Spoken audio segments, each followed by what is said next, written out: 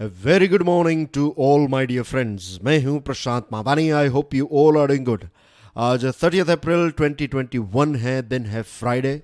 आज हमारे टेबल के ऊपर इम्पोर्टेंट न्यूज़ आइटम्स हैं, 4 इम्पोर्टेंट आर्टिकल्स हैं। अ, ये आर्टिकल टाइम्स ऑफ इंडिया का है। This one is about coal to gas. This one is from Economic Times. फिर 2 आर्टिकल्स द हिंदू न्यूज़पेपर में से हैं और कुछ एमसीक्यूज़ भी हैं। डियर फ्रेंड्स, अगर आप यूपीएससी की प्रिपरेशन कर रहे हैं तो स्टडी आईक्यू आपके लिए लेकर आया है एक कंप्लीट ऑनलाइन स्मार्ट कोर्स के interesting features, subjects, demo videos, सारी चीज़ें आपको हमारे मोबाइल ऐप के ऊपर से मिल जाएगी। तो आज ही डाउनलोड करें स्टडी आईक्यू का मोबाइल ऐप। आज के लेक्चर की पीडीएफ को डाउनलोड करना चाहते हैं, join my Telegram channel. You can follow me on Facebook, Twitter and Instagram as well.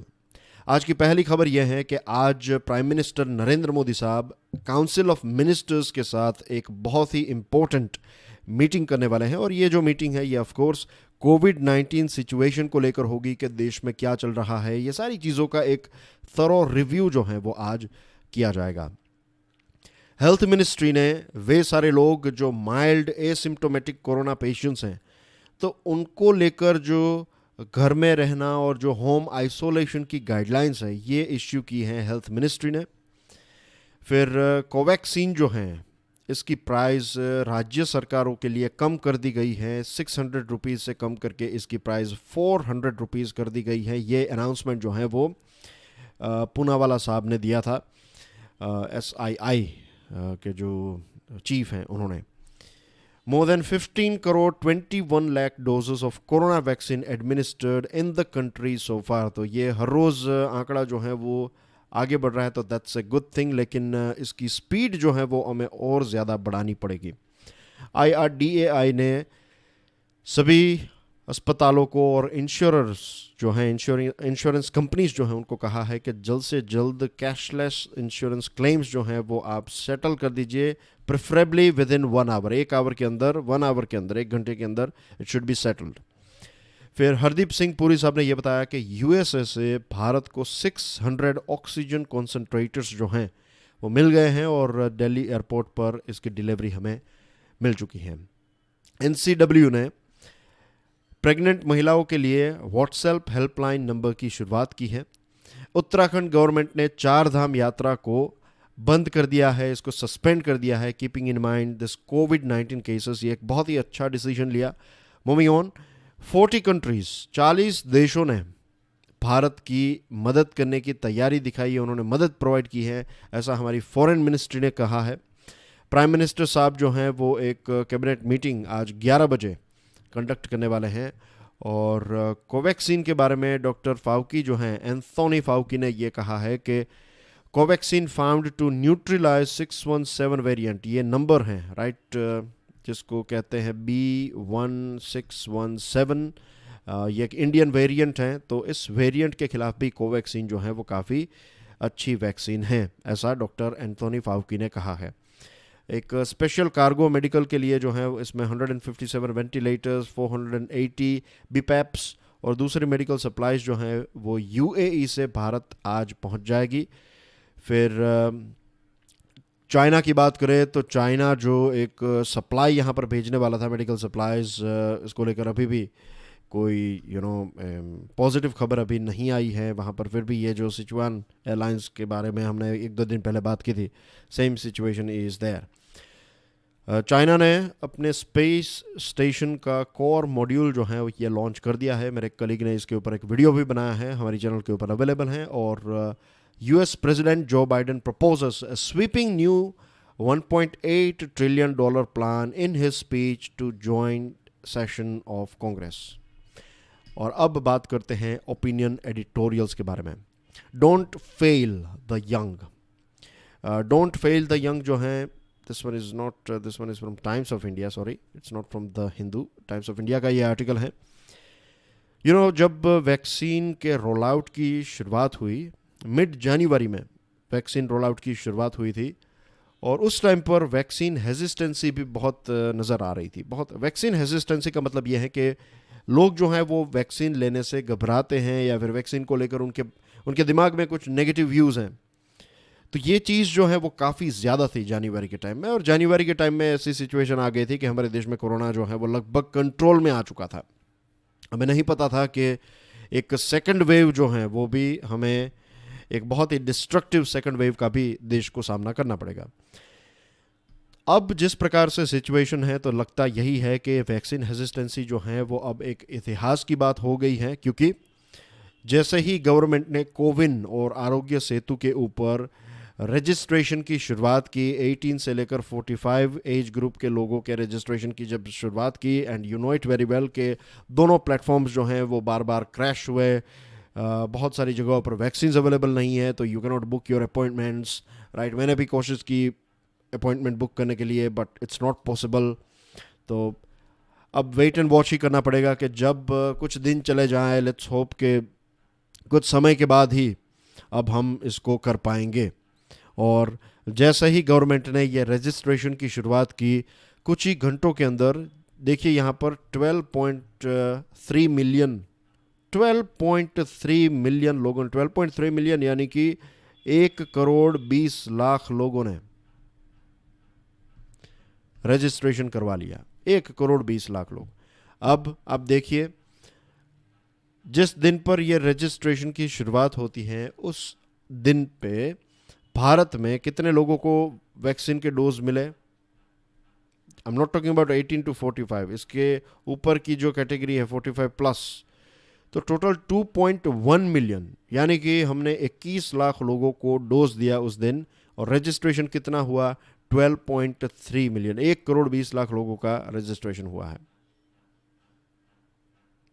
About 150 million in all since the exercise began in mid January। आज तक जितने भी जो जब से मिड जनवरी में से इसकी शुरुआत हुई है, तो हमने कितने लोगों को वैक्सीनेट कर पाए हम? 150 मिलियन, ये रहा आंकड़ा। जब से शुरुआत हुई है तब से लेकर आज तक हमने 15,21,00,000 लोगों को हम वैक्सीनेट कर पाए हैं। और एक ही दिन में अगर आपके पास 1,20,00,000 लोग आते हैं, मीन्स रजिस्ट्रेशन करवाते हैं वैक्सीनेशन के लिए, तो हम इजीली कह सकते हैं कि वैक्सीन हेजिस्टेंसी जो है ये अब इतिहास की बात हो चुकी है। लेकिन अब ये वैक्सीन की डिमांड जो है वो इतनी ज़्यादा हो गई है कि लोग जो हैं ये सेकेंड वेव से अपने आप को बचाना चाहते हैं, और उसमें कोई गलत बात भी नहीं है। और चैलेंज जो हैं वो ये है कि वैक्सीन की सप्लाई का चैलेंज। हमारी प्रोडक्शन की कैपेसिटी इतनी ज़्यादा नहीं है जितनी इसकी डिमांड है।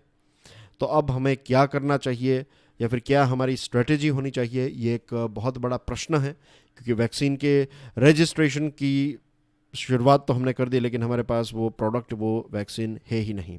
Over recent weeks the daily administered doses have been following and many centres often run out of stock.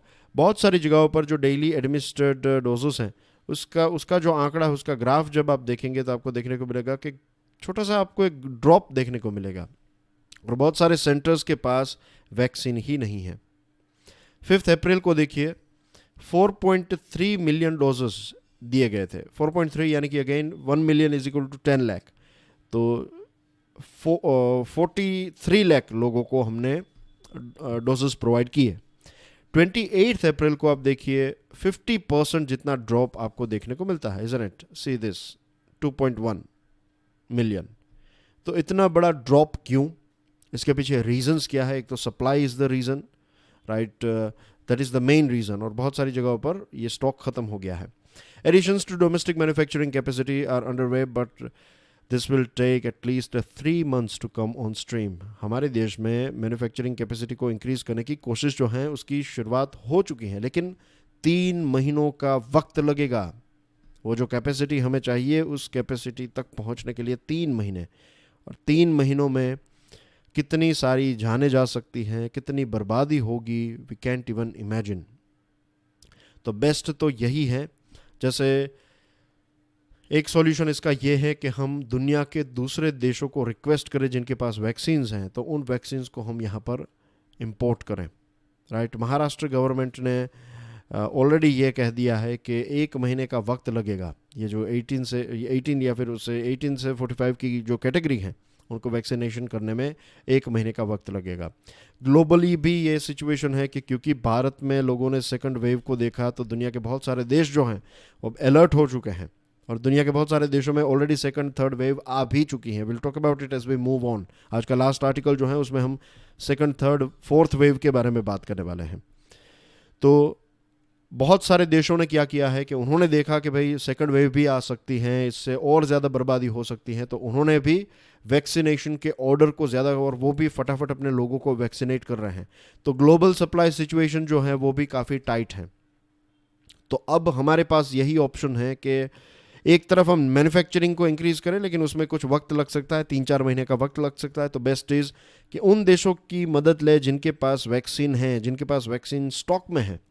तो उनको हम कह सकते हैं कि फ़िलहाल हमें इसकी आवश्यकता है, हमें इसकी बहुत ज़्यादा ज़रूरत है. आप हमें अब ये वैक्सीन हमें दे दीजिए. What we will do is, हमारा जैसा ही प्रोडक्शन स्टार्ट हो जाता है और एक पकड़, एक स्पीड आ जाती है, तो हम थोड़ी थोड़ी करके आपको सारी वैक्सीन जो हैं वो लौटा देंगे. और उससे ज़्यादा भी चाहिए then as well we will give it to you. लेकिन फ़िलहाल आपके पास जो स्टॉक है तो उसमें से कुछ वैक्सीन हमें दीजिए. तो ऐसे अलग अलग देशों से हम जो हैं वो स्टॉक लेकर ज़्यादा से ज़्यादा यंगस्टर्स को हम वैक्सीनेट कर सकते हैं. ये एक सबसे ईजी तरीका नज़र, ईजी तो नहीं है लेकिन सबसे बेस्ट तो शायद यही तरीका है. We can not wait for 1 month 2 month. इतना इतना लंबा जो है वो वेट करना I don't think so will be logical.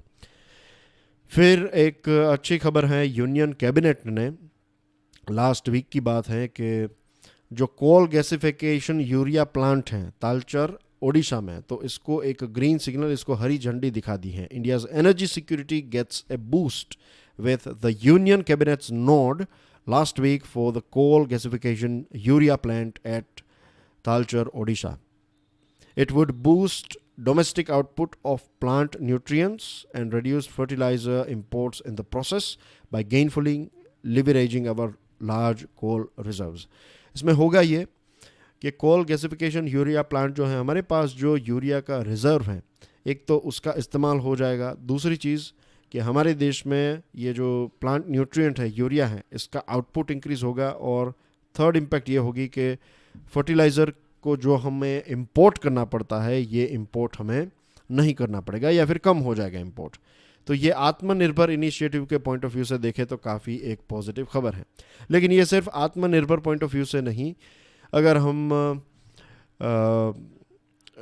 Climate change के पॉइंट ऑफ व्यू से देखें तो भी एक अच्छी खबर है. The lack of gas feed stock has significantly raised urea imports lately in the backdrop of declining domestic production. हमारे देश में वैसे डोमेस्टिक प्रोडक्शन कम हो रहा था और ऊपर से गैस फीड स्टॉक नहीं था हमारे पास, तो इसकी वजह से हमें यूरिया इंपोर्ट करना पड़ रहा था. लेकिन अब ये तालचर यूरिया प्लांट जो हैं वो एक नई टेक्नोलॉजी का इस्तेमाल करेगा, गैस का इस्तेमाल करेगा, तो नेग्लिजिबल अमाउंट का जो सल्फ़र ऑक्साइड है, नाइट्रो ऑक्साइड हैं और पार्टिकुलेट मैटर्स जो हैं वो ना के बराबर रिलीज़ होंगे, तो which is acceptable.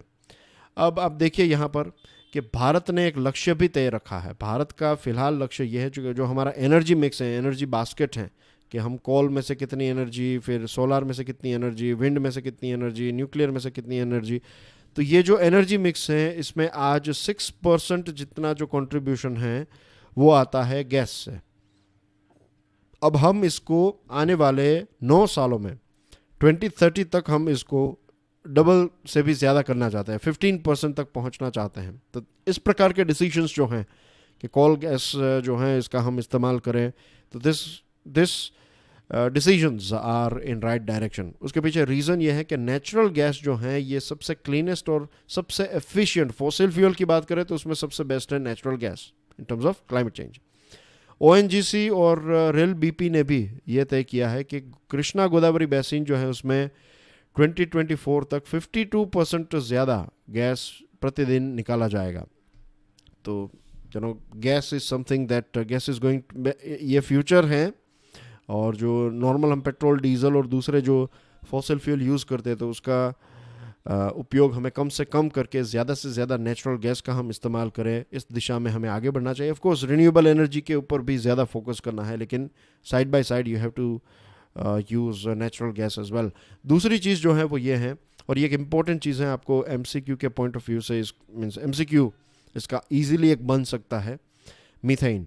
Now the thing is dear friends कि जब भी ये जो नेचुरल गैस है उसको आप ड्रिल करते हैं, उसको एक्सट्रैक्ट करते हैं या फिर इसको ट्रांसपोर्ट करते हैं, तो ये जो पाइपलाइंस हैं, इन पाइपलाइंस में से मीथेन गैस जो है वो लीक हो सकता है। देखिए मैंने 3 चीज़ें बताई है, ड्रिलिंग के टाइम पर, एक्सट्रैक्शन के टाइम पर, ट्रांसपोर्टेशन के टाइम पर। और मीथेन जो है ये प्रॉब्लमेटिक इसलिए है क्योंकि मीथेन का जो हीट को ट्रैप करने का जो पोटेंशियल है वो कार्बन डाइऑक्साइड से बहुत ज़्यादा है, 86 times stronger over 20 years period. अगर आप 20 सालों की रेंज देखें तो मीथेन जो है वो कार्बन डाइऑक्साइड से 86% ज़्यादा हीट को एब्जॉर्ब करेगा, हीट को ट्रैप करेगा। यानी कि ग्लोबल वार्मिंग जो है वो मीथेन अगर ज़्यादा है तो उसकी वजह से और ज़्यादा, कार्बन डाइऑक्साइड के कंपैरिजन में मीथेन और ज़्यादा ग्लोबल ग्रीन हाउस एक ऐसा गैस है जो ये जो ग्लोबल वार्मिंग है उसको इंक्रीज करेगा। तो this is the reason why methane leakage should be curved, कि मीथेन के लीकेज को हमें रोकना होगा। तो ये एक बहुत ही इम्पोर्टेंट लाइंस हैं यहाँ पर। मैं चाहता हूँ कि आई एम श्योर आप समझ गए होंगे, मैंने बहुत ही स्लोली और इजी लैंग्वेज में आपको समझाया है। तो मेक श्योर कि आप इसको रिवाइज कर लें, आपको इसके ऊपर से इजीली एक प्रश्न पूछा जा सकता है। However, gasifying coal is imperative for coal-rich India to cut down hydrocarbon imports. हमारे पास कोल है, कोल का एक बहुत बड़ा स्टॉक है। तो अगर हम कोल से गैस बनाएं तो फिर हमें जो हाइड्रोकार्बन हम इंपोर्ट करते हैं, petrol, diesel etcetera, crude oil, तो ये कम मंगवाना पड़ेगा। और फिर हमें हाइड्रोजन के बारे में भी सोचना चाहिए, राइट, हाइड्रोजन प्रोडक्शन के बारे में, खास करके क्लीन एनर्जी से हम हाइड्रोजन प्रोड्यूस करें। तो ये भी हमें हाइड्रोजन इकोनॉमी की तरफ भी हमें आगे बढ़ना है। Moving on to next item, creating critical thinkers. Creating critical thinkers जो हैं dear friends, this one is about education. अब बोर्ड एग्ज़ाम्स की बात करें तो बहुत सारी जगहों पर बोर्ड एग्ज़ाम्स के ऊपर एक होल्ड लगा दिया है, कई जगहों पर इसको पोस्टपोन कर दिया गया है। और बहुत सारे स्कूल्स, बहुत सारे स्टेट्स में से ये खबर आ रही है कि ये होल्ड और पोस्टपोन किया गया है, फ्यूचर में ये एग्ज़ाम्स जो हैं वो कंडक्ट की जाएगी। अब स्टूडेंट्स के लिए, पेरेंट्स के लिए एक सबसे बड़ा जो एक इश्यू है that is about the future of the future. Students के लिए उनका फ्यूचर, पेरेंट्स के लिए उनके बच्चों का फ्यूचर एक बहुत बड़ा प्रश्न है। क्योंकि अगर एग्ज़ाम डिले होती हैं या फिर एग्ज़ाम टाइम पर नहीं होती हैं या फिर एग्ज़ाम के बारे में कोई क्लैरिटी नहीं है, तो एक प्रकार से फ्यूचर में बच्चे क्या करेंगे, उनको लेट्स से किसी को एक पर्टिकुलर कॉलेज या फिर यूनिवर्सिटी में एडमिशन लेना है, किसी को अब्रॉड पढ़ने के लिए जाना है, तो वो जा पाएंगे, नहीं जा पाएंगे, ये सारी चीज़ें, उनका जो पूरा प्लानिंग है वो एक डिस्टर्ब हो जाता है फॉर श्योर। अब दुनिया भर की बात करें तो दुनिया भर में ये सिचुएशन, कोविड जो है वो हर जगह पर हैं। और अब भारत डेफिनेटली, हम जिस स्टेज से गुजर रहे हैं, वी कैन नॉट अफोर्ड, हम ऐसा कोई रिस्क ले ही नहीं सकते कि हम बच्चों की जो कॉलेजेस हैं, स्कूल्स हैं, यूनिवर्सिटीज़ की एग्ज़ाम्स जो हैं वो कंडक्ट करवाएं। That is not possible because of this second wave. लेकिन आश्चर्य की बात यह है कि ये सारी चीज़ें होने के बावजूद सेकेंड वेव चल रही है और we don't have any virtual educational committees. क्यों हम कोई कमिटीज़ कंडक्ट नहीं करते हैं, वर्चुअल एजुकेशन कमिटीज़? ये जो वर्चुअल एग्ज़ाम्स हैं कि घर बैठे आप एग्ज़ाम दे सकते हैं, ऐसी कोई कमिटी हम क्यों नहीं बनाते हैं जिसमें टीचर्स होंगे, आपके एजुकेशन के एक्सपर्ट्स होंगे, गवर्नमेंट के कुछ लोग होंगे, कुछ सिविल सोसाइटी के लोग, और उनको कहीं पर फिजिकल नहीं मिलना है, दे कैन मीट ऑनलाइन। तो कुछ इसका सॉल्यूशन तो हम निकालें, या फिर ट्रेडिशनल तरीके से ही चीज़ों को हम आगे बढ़ाते जाएंगे। सबसे बड़ा जो प्रश्न है वो यही है, आई एम श्योर आपके भी दिमाग में ये आया होगा कि अगर घर बैठे में मुझे एग्ज़ाम देनी है तो चीटिंग हो सकती है, इज़न्ट इट, कि बच्चे चीट करेंगे बुक्स को। लेकिन आप अगर क्वेश्चन पेपर्स ऐसे डिज़ाइन करते हैं कि उसमें आपको बच्चे को क्रिटिकली एंगेज करना है, आप टेक्स्ट बुक में से डायरेक्टली प्रश्न पूछेंगे तो बच्चे वो पेजेस घुमाकर आंसर दे देंगे। लेकिन आप उनको ऐसे प्रश्न पूछिए जिससे वो जेन्यूनली क्या समझा है वो आप एनालाइज कर सकें, या फिर उनकी समझ कैसे बढ़ सकती है, ऐसे प्रश्न पूछिए, ऐसी उनकी ट्रेनिंग होनी चाहिए। यही चीज़ें तो उनको काम आएगी। जो इन्फॉर्मेशन है, इन्फॉर्मेशन की अब इतनी ज़्यादा, I am not saying information is not important at all, right, information, pure information की बात कर रहा हूँ मैं। अब देखिए यूपीएससी का अगर आप नोटिफिकेशन पढ़ेंगे तो उसमें भी एग्ज़ाम नोटिफिकेशन में क्लियरली लिखा गया है, और हर साल ये लिखा जाता है कि आपकी रेंज ऑफ इंफॉर्मेशन कितनी है, ये देखने के लिए ये एग्जामिनेशन नहीं है। कई लोगों को क्या होता है कि उनको उनकी जनरल नॉलेज जो है वो बहुत ज़्यादा अच्छी होती है। General, not general knowledge but the right word is general information. सबसे ऊंचा पहाड़ कौन सा है, सबसे नीचा पहाड़, सबसे ज़्यादा ये, सबसे वो, लार्जेस्ट, बिगेस्ट, स्मॉलेस्ट एक्सेट्रा, इनके ऊपर उनकी बहुत अच्छी ग्रिप होती है। And that is not bad, वो एक अच्छी बात है। हर किसी को अलग अलग चीज़ों में हॉबीज़ होती हैं, तो उनकी हॉबीज़ भी सही है। लेकिन एग्जामिनेशन की बात करें तो यूपीएससी में ऐसे प्रश्न आपको देखने को नहीं मिलते हैं। लार्जेस्ट एंड स्मॉलेस्ट एंड एक आध होंगे, लेकिन सारे प्रश्न ऐसे होते नहीं हैं। तो यहाँ पर क्या काम आता है? यहाँ पर आपको काम आता है आपकी अंडरस्टैंडिंग, आपकी रेंज ऑफ, आपने कितनी बुक्स पढ़ी हैं जीके की, that is not going to help you. आपने क्या उनको समझा है? आपको स्टेटमेंट्स ऐसे पूछे जाएंगे कि क्या आपने उसको अच्छी तरीके से समझा है। तो ऐसे प्रश्न जो हैं, और मेंस एग्जामिनेशन में भी यही सिचुएशन है। और दिस लुक्स लाइक, हमें लगता है कि यूपीएससी तो देश की सबसे कठिन एग्ज़ाम है because of competition of course, लेकिन उनके मेंस के एग्जामिनेशन को, पेपर्स को देखते हैं तो हम सोचते हैं बाप रे ये कैसे क्वेश्चंस हैं, कुछ नहीं पता। बट आप दूसरी यूनिवर्सिटीज़ जो हैं, वर्ल्ड की अच्छी अच्छी यूनिवर्सिटीज़ के क्वेश्चंस को देखेंगे, पेपर्स को देखेंगे, तो उसमें यही है, क्रिटिकल एनालिसिस ही, ऐसे ही प्रश्न पूछे जाते हैं आपको, राइट। अच्छी यूनिवर्सिटीज़, अच्छी कॉलेजेस में यही होता है कि क्रिटिकल एनालिसिस, कि आपने समझा क्या है, वही चीज़ आपको पूछी जाती है। तो ये चीज़ होनी चाहिए। दूसरी चीज़ के हम क्या करते हैं कि एक फाइनल एग्जामिनेशन में आपका परफॉर्मेंस अगर अच्छा है तो आप पास वरना फेल।